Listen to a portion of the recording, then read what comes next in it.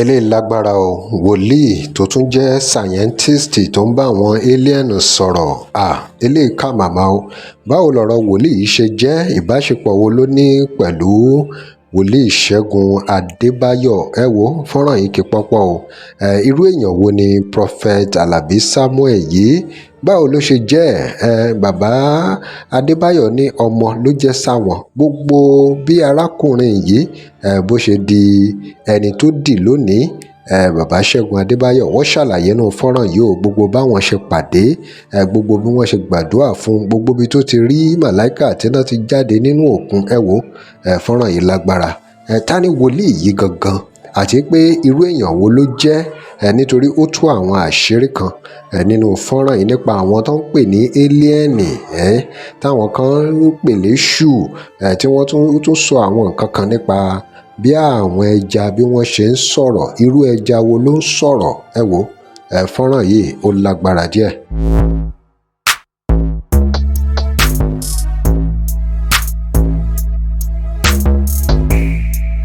Welcome to CrossBlog X TV. Remember to like, share and follow us. I know nothing.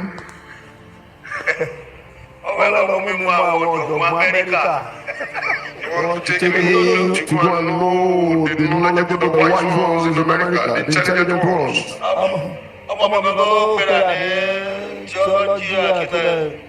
Science prophet. Prophet of science. I know nothing. Irú àwọn tó wá lábẹ́ ẹ̀sìn ká ló wà ní ìsìn àbájọ máa lọ bá wọn. Torí tẹkinọ́lọ́jì yẹn wà lórí ẹ̀. Tẹ́kìmọ̀ yẹn ẹ pè mí lọ́lọ́run ti fún. He has that knowledge God gave him by taking the mountain. Ọmọkùnrin yóò dé kí sára báyìí. And he turned himself to a prophet of science and he's not careful. Àwọn èèyàn lọ tọ́lá náà mo dẹ̀ bú sẹ́kún. Those ones left yesterday and are posted into church. Ó gbàdúrà tí tó fi mọ ọ̀pọ̀lọpọ̀ àwọn planets. I prayed for him to know a lot of planets.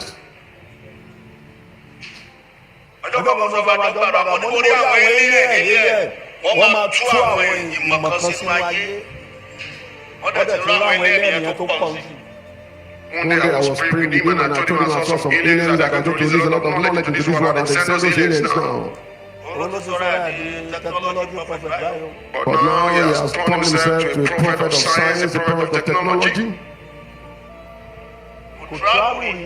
Has never traveled before. Eléyìí lágbára o, wòlíì tó tún jẹ́ sáyẹ́ǹtìstì tó ń bá àwọn élíẹ̀nì sọ̀rọ̀. Eléyìí kà màmá o.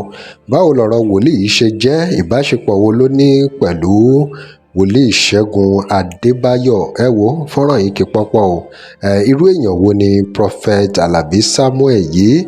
Báwo ló ṣe jẹ́? Bàbá Adébáyọ̀ ní ọmọ ló jẹ́ sáwọn. Gbogbo bí arákùnrin yìí bó ṣe di ẹni tó dì lónìí, bàbá Ṣẹ́gun Adébáyọ̀ wọ́n ṣàlàyé nínú fọ́nrán yìí o. Gbogbo báwọn ṣe pàdé, gbogbo bí wọ́n ṣe gbàdúrà fún, gbogbo bí tó ti rí màláíkà tí náà ti jáde nínú òkun. Ẹ wo fọ́nrán yìí lágbára. Ta ni wòlíì yìí gangan? Àti pé irú èèyàn wo ló jẹ́? Nítorí ó tú àwọn àṣírí kan nínú fọ́nrán yìí nípa àwọn tó ń pè ní éliẹ́nì, táwọn. Wọ́n tún béèrè lọ́wọ́ ẹ̀ pé níbo ló ti rí ohun tó ju sí wọn lọ kẹwò.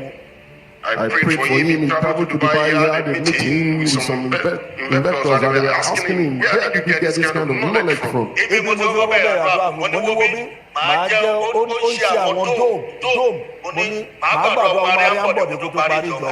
Ó lọ bá Bọ̀dé. I told him I'll pray for you. You see somebody before he finishes his government. He had a meeting with Ambode. The day he was to go. I'm not a technology. Not the technology person. I'm not a space. You are the one. You are the one in the space. I was invited to come with them and I said, I'm not a spaceman. I don't know anything about that. You are the one that has the knowledge, that has the understanding. Àwọn dome security. Ambode wá lókè kó gbogbo kìíní yẹn káwọn fún ní 500 million. So òun ló máa ṣe kìíní yẹn fúnra ìbẹ̀rù nínú má jẹ́ kí wọ́n ta ògùn ayé ẹ ohun tó fẹ́ ṣe tó ju 500 million lọ tọ́lọ́run fún ẹ ju 500 million báwo torí pé o wà nínú ebi lọ́wọ́ ìjẹ́jẹ́ lójú. bàbá yìí níbi kan wọ́n ní ọmọ mi ni ṣé ọmọlẹ́gbẹ́ sí Prophet Segun Adebayo àbí báwo lè ṣe mọ̀ ọ́n bẹ́ẹ̀ abẹ́ báwọn pàdé àbẹ̀tẹ̀ báwọn pàdé.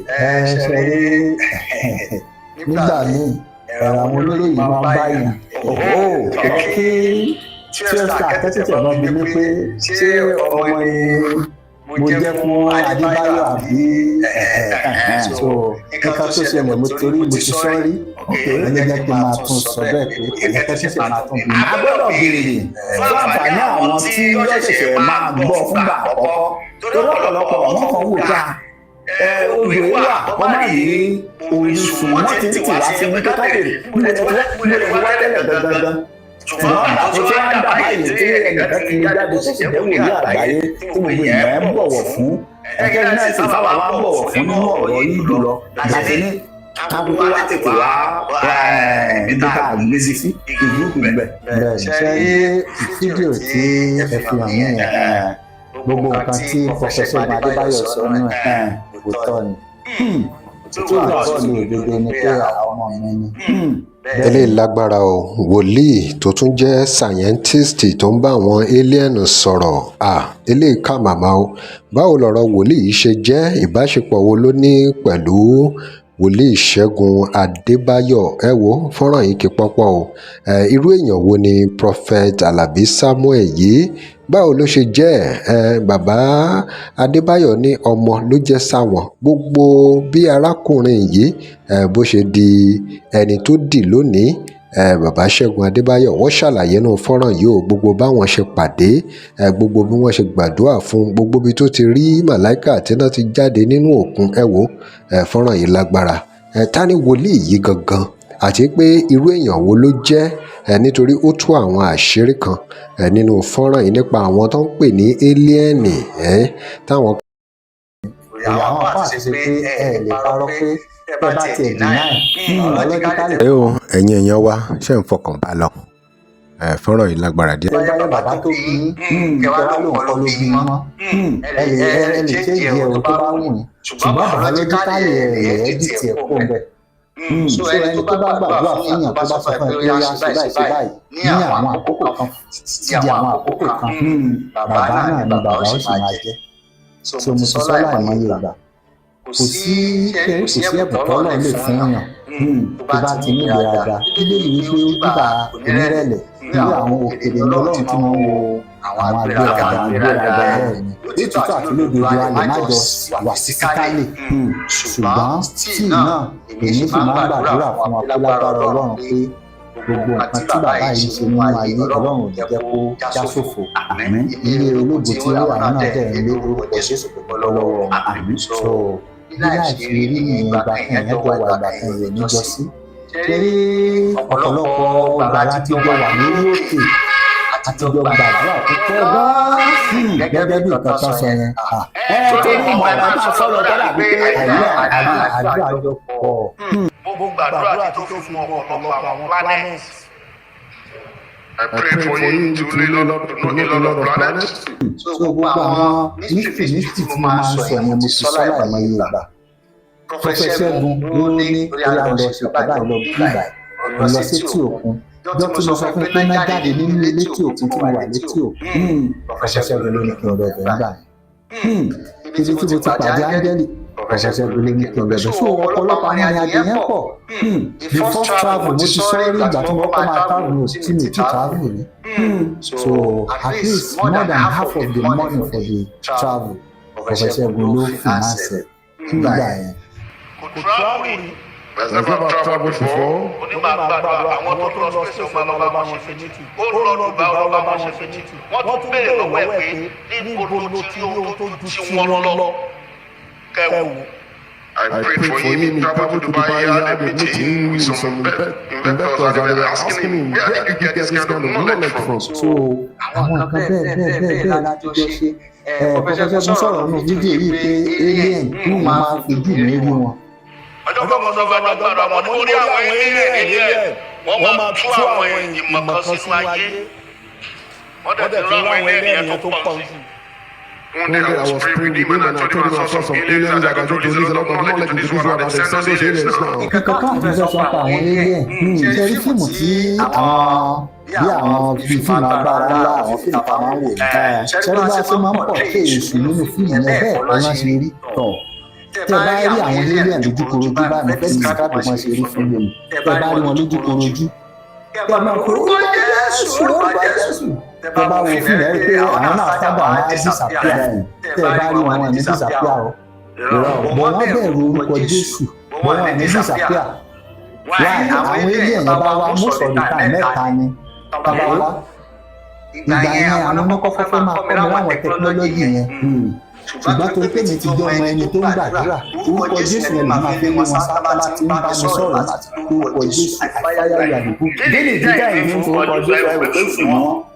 Àbí wọn kì í sọmọ Ọlọ́run náà tẹ́lẹ̀ ẹ̀ka tí ó ṣe é lẹ́ẹ̀ kì í sọmọ Ọlọ́run tọ̀. So àwọn orúkọ ẹ̀ wá dúró wọn ní wá bá yín mọ́. bọ̀tí wọn ní kóra wọn nílò tọ̀. Ojú báyìí náà ìgbà tán wá sọ gbogbo nǹkan tó fẹ́ sọ wọn máa sọ wọn á sì wá máa lọ. Èmi sọ nípa ti àwọn ìjìnlẹ̀ àwọn mystery tí mo ti fojú ara mi rí ilé lójú oorun mo sọ̀sà mo sọ nǹkan lójú korojú wọ́n máa sọ̀rọ̀ ẹ̀dẹ̀ máa gbédè kan sọ. Ṣùgbọ́n nígbà yẹn àwọn èèyàn tó súnmọ́ mi máa wò ká èyí ti pé ìkan ṣe arákùnrin kí ló dé tó ń dá sọ̀rọ̀ àwọn ẹ̀jẹ̀ wọn máa lè rí ẹ̀rí ọmọ yìí pé wọn ò gbọ́ nǹkan tí àwọn èèyàn ń sọ so èmi nìkan mo gbọ́ nǹkan tó ń sọ. Ohun tí mo wá máa sọ fún ẹ nígbà yẹn pé ẹni sùúrù kí ni ẹ sọ nǹkan tẹ́tẹ́ fẹ́ kí n ṣe máa ṣe fún yín ẹ máa mọ̀ kó máa wà òkè tó bá sọ pé tí mo bá dán ọlọ́gbà ọmọ nǹkan tó ń sọ ní tòótọ́ o. ó jẹ́ kí n understand many things. lọ́jọ́ kan mo sọ fún lórí lókè sórí ìjọba bóyá lórí pavilion mo ti sọ lọ́jọ́ kan. mo sọ pé ṣe rí àwọn ẹja tó wà nínú omi ẹja dolphin. wọ́n máa ń communicate in ultrasound wọ́n fi communicate. ṣe rí àwọn ẹja dolphin wọ́n lè bá olóńgbò sọ̀rọ̀ olóńgbò dẹ̀ máa gbọ́. tó òun nìyẹn ẹ̀yin èèyàn wa wọ́n ní odò kì í wà kó má lórísun òun náà ni ọ̀rọ̀ wòlíì Alábí Samuel yìí tí wọ́n ti fìdí ẹ̀ múlẹ̀ ibi tí wọ́n ti ṣàn wá ẹni tó jẹ́ bíi bàbá fún wọn pé wòlíì Ṣẹ́gun Adébáyọ̀ ló jẹ́ bíi bàbá fún wọn nínú ẹ̀mí ẹ̀yin èèyàn wa kí lè ròyìn lórí gbogbo èyí tẹ́ ẹ gbọ́ nípa ìbáṣepọ̀ tó wà láàrin wòlíì Adébáyọ̀ àti wòlíì Alábí Samuel tí ọ̀pọ̀lọpọ̀ èèyàn mọ̀ gẹ́gẹ́ bí wòlíì àti onímọ̀ sáyẹ́ǹsì ẹ̀yin èèyàn wá drop comment and remember to like share and follow us. Thanks for watching.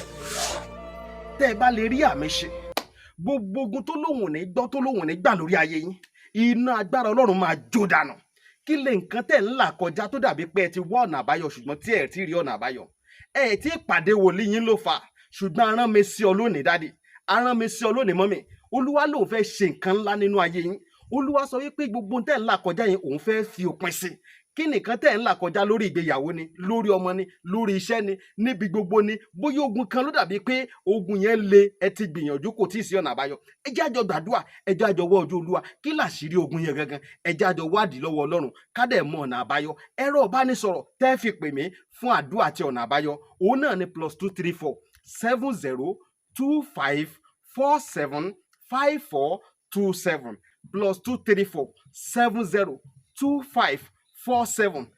7024475427 bẹ́ẹ̀ ṣe ń pè mí fún àdúrà lórúkọ Jésù ẹ máa rí ìyanu